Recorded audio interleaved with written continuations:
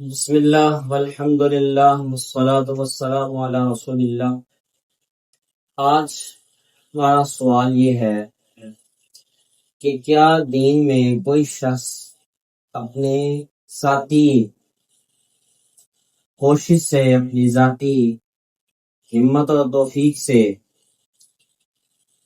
دینی علوم کی بنیادیات یا دینی علوم میں متقدمین کے علوم تک رسائی حاصل کر سکتا ہے یا نہیں؟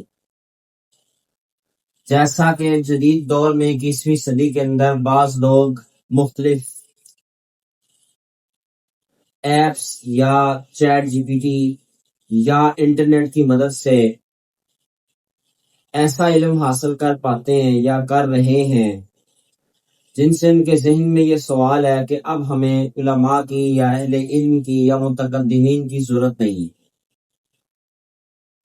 تو کیا ایسا ممکن ہے کہ ایک شخص، ایک طالب علم، ایک ٹیچر، ایک استاد، ایک پروفیسر، ایک انجینئر، ایک ڈاکٹر، ایک اچھا وکیل، ایک جج یا ایک جنرل، کیا بغیر متقدمین کے علوم تک رسائی کے اپنے ذاتی فائدے کے لیے وہ علم حاصل کر لیں؟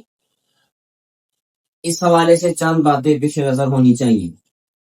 سب سے پہلی بات تو یہ ہے کہ ہمارے پاس جو علم آیا ہے دین اور شریعت کا، وہ ہماری زبان میں نہیں ہے، وہ خالص عربی زبان ہے جو قریش پر نازل ہوئی، اور اس علم کی سب سے پہلی اور بنیاد جو ہے وہ الہامی کتاب قرآن مجید ہے۔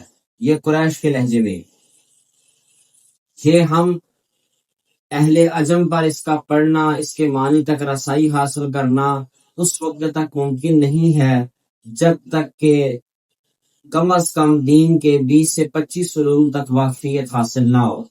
اس وقت تک آپ قرآن کریم کے براہ راست تعلیم سے مستفید نہیں ہو سکیں گے۔ براہ راست سے مراد یہ ہے کہ آپ یہ کہیں کہ میں بذات خود قرآن کریم کی آیات سے مسائل اخذ کروں خود، یا اس کا استنباط کر لوں، یا میں بطور مجتہد جو میں نے کہا، جو میں نے سمجھا اس قرآن کی آیت سے وہ درست ہے۔ یہ آج 21ویں صدی کے اندر بعض کیا بہت سارے ایسے لوگ جنہوں نے بس گریجویشن کر لی ہو، وہ بھی اپنے آپ کو دین میں مجتہد ماننا شروع ہو گئے ہیں۔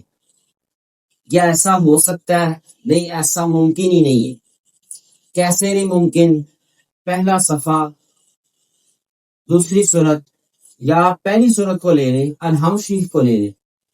آپ ان سے پوچھیں کہ الحمد میں دال کے اوپر زما یعنی پیش کیوں آئی؟ انہیں نہیں معلوم اس کی وجہ، وہ یہ نہیں جان سکیں گے۔ اب آپ کہیں گے جی اس کا دین کی بنیادیات سے کیا تعلق ہے؟ میں عرض کرتا ہوں، کوئی بھی علم ہے اس کی بنیاد، اس کا ذریعہ زبان ہوتی ہے۔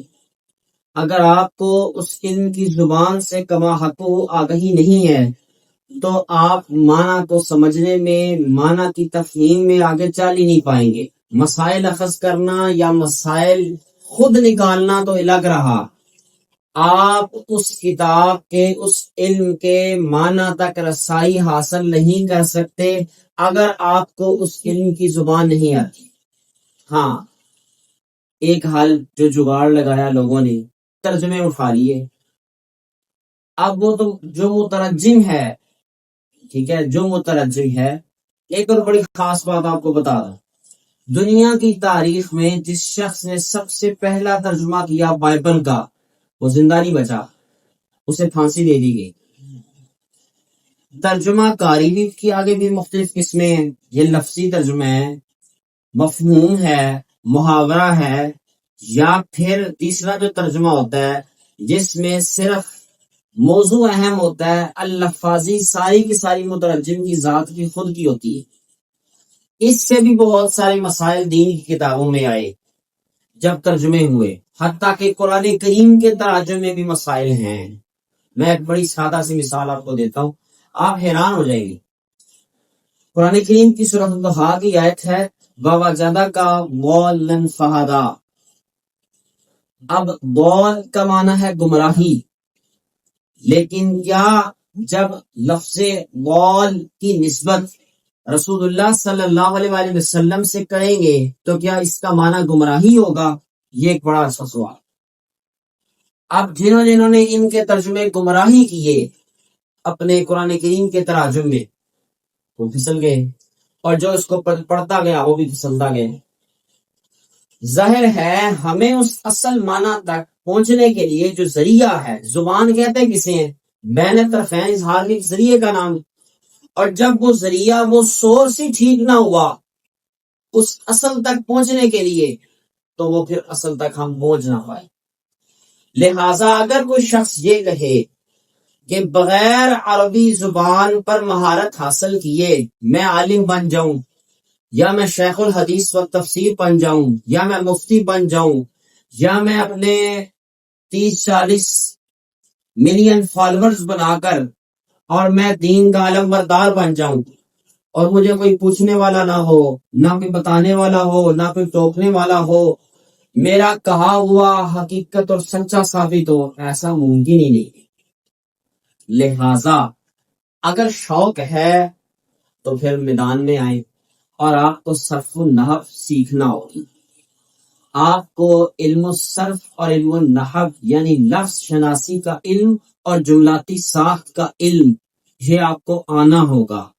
آپ کو معلوم ہونا چاہیے کہ لا ریب فی میں لا کون سا ہے، لا نفی جنس ہے یا لا نافیہ ہے، اور ریبہ میں با کے اوپر زبر کیوں آئی ہے، کیا یہ فعل ہے یا قسم ہے، اور اگر جو فی ہی ہے یہ جار مجرور مل کر جب ریبہ کی خبر بنے گی تو اس پہ اعراب کیا ہوگا؟ لا نفی جنس میں قسم اور خبر کا اعراب ہوتا کیا ہے، یہ آپ کو معلوم ہونا چاہیے۔ آپ کو تراکیب آنی چاہیے، آپ کو مرکبات کی 5 قسمیں ہیں وہ ازبر ہونی چاہیے، جملہ اسمیہ اور فعلیہ میں فرق ہونا چاہیے، آپ کو تمام تر مرفوعات اور منصوبات پتہ ہونے چاہیے کہ علم النحو میں مرفوعات کتنے ہیں، منصوبات کتنے ہیں، کس حرف پہ کون سا اعراب آئے گا، اور یہاں یہ لفظ بنا کیا ہوا ہے، مصنف نے یہاں کیا بنا ہے۔ اچھا یہ تو صرف قرآن کریم تھا، اب احادیث کی طرف آ جائیں، وہاں بھی ایسی صورتحال ہے۔ بعض احادیث ایسی ہیں کہ براہ راست وہ قرآن کریم سے ٹکرا رہی ہیں، اور بعض احادیث ایسی ہیں کہ ان میں تکلیف پیدا ہوتی ہے۔ اچھا اگر وہ ٹکرا رہی ہیں اور حدیث بھی صحیح ہے تو پھر مطابقت پیدا کرنا ہوگی۔ اچھا یہ تو حدیث رہا۔ کچھ علوم ایسے ہیں جو فنی علوم ہیں، علم بدی ہے، علم معنی ہے، علم فصاحت ہے، بلاغت ہے، ٹھیک ہے، علم بیان ہے، فلسفہ ہے، منطق ہے، علم اصول حدیث ہے، اصول تفسیر ہے، علم اسماء الرجال ہے۔ یہ وہ سارے علوم ہیں جس میں ایک عالم دین کو کم از کم بنیادیات یا اتنا علم کہ وہ بذات خود کتابوں سے مسائل اخذ کر سکے، یہ ہونا ضروری ہے۔ اگر یہ نہیں ہوگی، ہاں وہ اپنی رہنمائی تک کے لیے تو درست ہے، مگر وہ لوگوں تک براہ راست مخاطب ہو جائے، یا یوں کہہ دے کہ میں نے اس آیت سے یہ معنی نکال لیا، یہ معنی میں نے نکالا، یوں نہیں ہو سکتا۔ یوں کیا ہوگا؟ وہ للی مار جائے گا اور جگاڑ لگائے گا قرآن و حدیث کے اندر۔ اور میں آپ کو بڑی خاص بات بتا دوں، دنیا کے تمام کاموں میں جگاڑ لگ جاتا ہے مگر مذہب میں جگاڑ نہیں لگتا۔ لہذا وہ شریعت، وہ رسول اللہ صلی اللہ علیہ وآلہ وسلم کی سنت اور ان کا طریقہ جو اصحاب رسول صلی اللہ علیہ وسلم کے توسط سے ہم تک پہنچا، وہ علوم